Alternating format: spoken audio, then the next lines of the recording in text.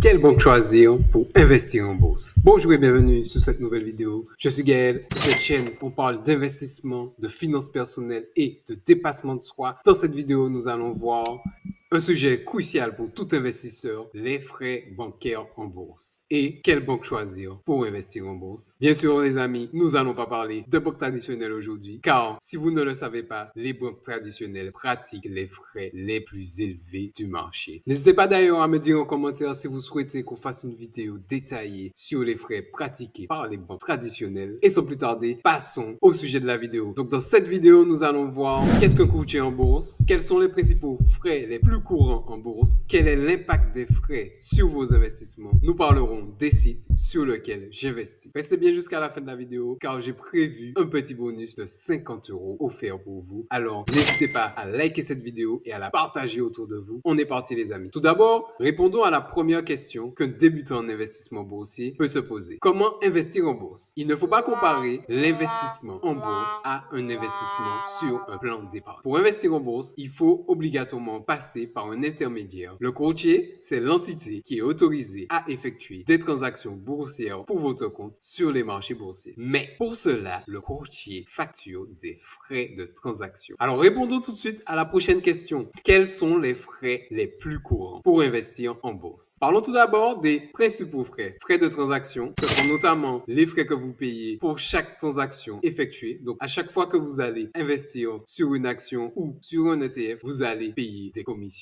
des frais de transaction. Donc là, nous voyons les principaux frais les plus courants sur les courtiers en ligne. Ensuite, nous avons les frais de gestion annuels. Ce sont les frais que certains courtiers peuvent vous facturer annuellement pour la gestion de votre portefeuille, pour la détention en ligne de vos portefeuilles d'actions. Et là, nous allons voir deux autres frais qui sont un peu moins évidents. Ce sont les frais de non-activité, c'est-à-dire que si vous avez un portefeuille en bourse et que vous n'avez pas effectué de transactions dessus pendant un certain nombre de temps, certains courtiers peuvent vous facturer des frais pour non-activité. Et pour terminer, les frais de retrait. Ce sont les frais qui sont appliqués pour pouvoir retirer votre argent et le transférer sur votre compte bancaire. Pensez les amis à liker la vidéo, à la partager à un ami ou un proche. N'hésitez pas à me dire dans les commentaires les sujets que vous souhaitez qu'on évoque ensemble. Répondons maintenant à la prochaine question. Quel est l'impact des frais sur vos investissements? L'impact des frais peut être vraiment énorme sur le long terme. Par exemple, les frais de transaction de 1% peuvent réduire vos rendements de plusieurs points d'investissement sur plusieurs années. Alors, j'ai trouvé un petit simulateur intéressant sur le site de l'AMF, l'autorité des marchés financiers. Pour ceux qui ne connaissent pas l'AMF, si vous voulez, je peux vous faire une vidéo plus détaillée sur les domaines d'intervention et l'expertise de l'autorité des marchés financiers et à quoi sert l'autorité des marchés financiers. Alors, passons tout de suite sur ce petit simulateur. Je vais réactualiser la page. Alors, donc ici, on va faire un exemple très concret pour voir l'impact des frais sur le capital. Donc, on va partir d'un montant brut de versement initial, allez, de 6 000 €. On va partir sur des versements mensuels de 300 €. Voilà.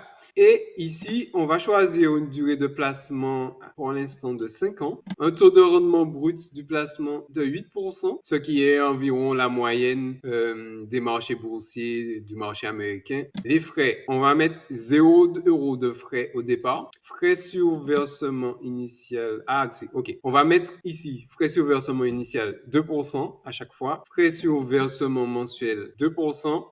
Et on va mettre aussi des frais annuels. Allez, 2%. Voilà.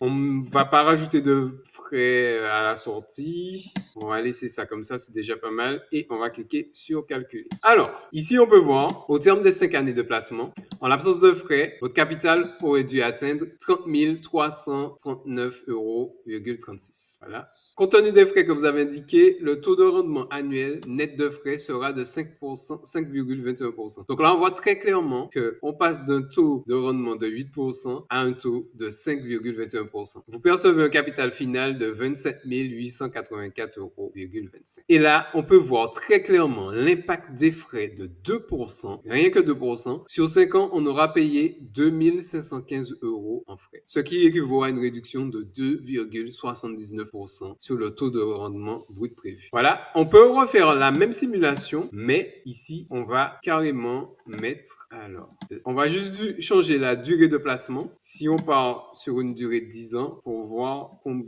comment cela impacte les calculs d'investissement. Alors, sur une durée de 10 ans, cette fois-ci, on voit bien l'effet boule de neige qui est mis en place sur les frais. Donc on voit là, c'est un peu contre-intuitif. On aurait pu s'attendre pour l'autre simulation, on était à 2000 et quelques euros de frais. On aurait pu se dire que sur 10 ans, on sera peut-être à 5000 euros de frais. Eh bien non. Là, on voit très clairement qu'avec ce versement, ce capital de départ de 6000 euros, avec des versements mensuels de 300 euros, un taux de rendement brut de 8%, le taux annuel net de frais est de 5,53%, ce qui est proche de la simulation précédente. Mais cependant, on peut bien constater ici que 9141 euros de frais sont prélevés sur une période de 10 ans. Ce qui est quand même énorme. Je ne sais pas si vous vous rendez compte. Juste avec des frais de 2%, on se retrouve à devoir débourser 9000 euros. Ces 9000 euros auraient pu être investis si on passait par un courtier qui nous prélevait 0 euros de commission, on aurait eu des frais de 66 690 euros. On voit là ici l'impact des frais sur vos investissements. Là, c'est du concret. On voit très clairement que les frais sont les pires ennemis de votre capital. Et là, on est parti juste sur un capital de départ de 6 000 euros. Si on était parti sur des plus gros montants, on aurait pu voir vraiment l'impact. Alors, on va pousser l'exercice en allant sur une période de 20 ans. Donc, on garde toujours les mêmes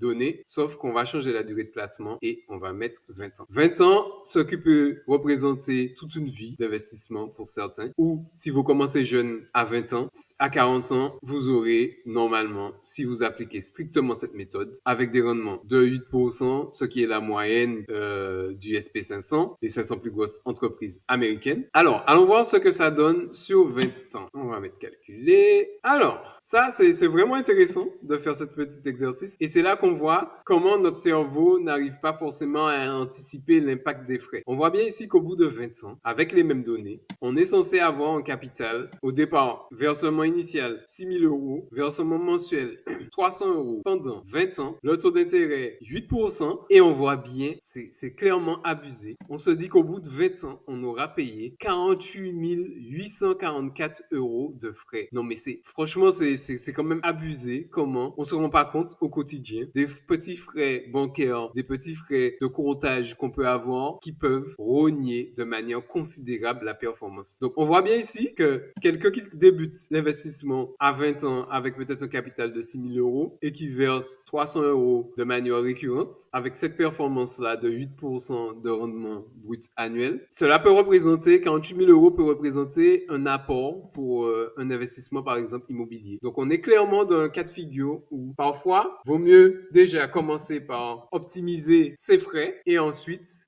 pour déjà partir sur de bonnes bases, donc optimiser ses frais pour ensuite commencer à investir et passer à l'action régulièrement. Passons maintenant au site, à la présentation des courtiers sur lequel moi-même j'ai effectué mes propres recherches afin de diminuer mes frais de transaction au maximum. Je vous présente tout d'abord la plateforme Trading 212. Trading 212 est un courtier qui a maintenant une solide réputation sur le marché. Donc, on peut voir ici l'interface d'utilisation qui est assez simple. C'est une application mobile à télécharger. Trading 212 est plutôt optimisé pour une utilisation sur téléphone mobile. Et franchement, l'interface est tellement simple que une personne vraiment qui n'a pas l'habitude d'utiliser les courtiers en ligne pour investir peut vraiment l'utiliser au bout de 5 minutes, faire une prise en main facile et rapide. Donc, Trading 212 a deux parties. La partie Invest et la partie qui sera plus dédiée au trading. Donc, moi, j'utilise à titre personnel principalement la partie Invest. Donc, on peut voir ici une petite démo sur le site où on nous présente comment effectuer un ordre d'achat. Donc là, tout d'abord, on se positionne sur l'action sur laquelle on souhaite effectuer via la loupe ou en recherche. On clique sur acheter. On met le montant sur lequel on souhaite investir. On clique sur contrôler l'ordre et on valide. Franchement, c'est assez simple comme façon d'investir, comme coacher. Et donc là, on peut voir facilement. L'avantage de Trading 212, c'est que l'on peut investir à partir de 1 euro. Donc là, on n'a plus d'excuses, les amis. On peut vraiment investir à partir de 1 euro. Donc pour tous ceux qui ont des petits capitals, je vous laisse les liens de Trading 212 dans la description de la vidéo, ainsi que les liens du courtier de Giro et Bourse Direct sur lesquels j'investis. Et n'oubliez pas les amis, je ne suis pas conseiller financier, je vous partage juste les plateformes pour lesquelles j'ai effectué mes propres recherches et sur lesquelles j'investis au quotidien. Passons ensuite au courtier DeGiro. DeGiro a acquis une solide réputation en Europe, notamment pour ses frais qui sont extrêmement bas pour les marchés internationaux, ce qui en fait une option attractive pour ceux qui cherchent à diversifier leur portefeuille au-delà des frontières. Donc là, on voit bien sur leur site que DeGiro existe depuis 10 ans. Donc là, ils sont en train de célébrer leurs 10 années d'existence. Donc on voit bien qu'ils font vraiment beaucoup de preuves sociales en nous disant que plus de 2,5 millions d'investisseurs utilisent la plateforme DeGiro pour pouvoir investir. Et là, on voit bien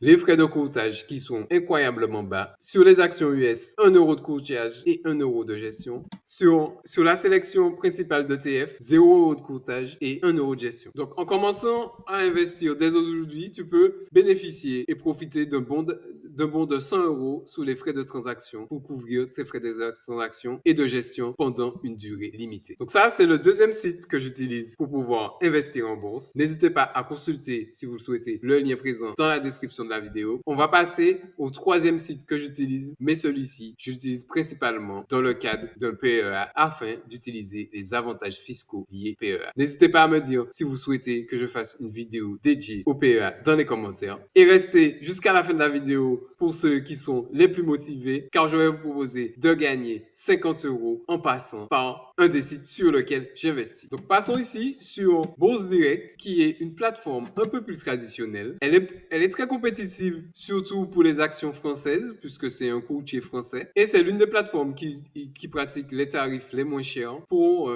investir dans le cadre d'un PEA. N'hésitez pas à consulter les liens présents dans la description de la vidéo afin de bénéficier d'un avantage pour l'inscription sur ces différentes plateformes que j'utilise. Passons maintenant à la petite surprise pour ceux qui ont été les plus motivés et qui sont restés jusqu'à la fin de la vidéo. Je vous partage ici le site que j'utilise afin de prêter de l'argent aux entreprises. Il s'agit du site Bien Prêté. Pour ceux qui ne connaissent pas Bien Prêté, j'ai fait une vidéo dédiée sur le site que je vais vous afficher en haut de l'écran. La vidéo présente en détail les avantages de l'investissement en crowdfactoring sur le site Bien Prêté. Bien Prêté est une plateforme qui permet d'aider les entreprises à financer leurs commandes d'articles, leurs projets, etc.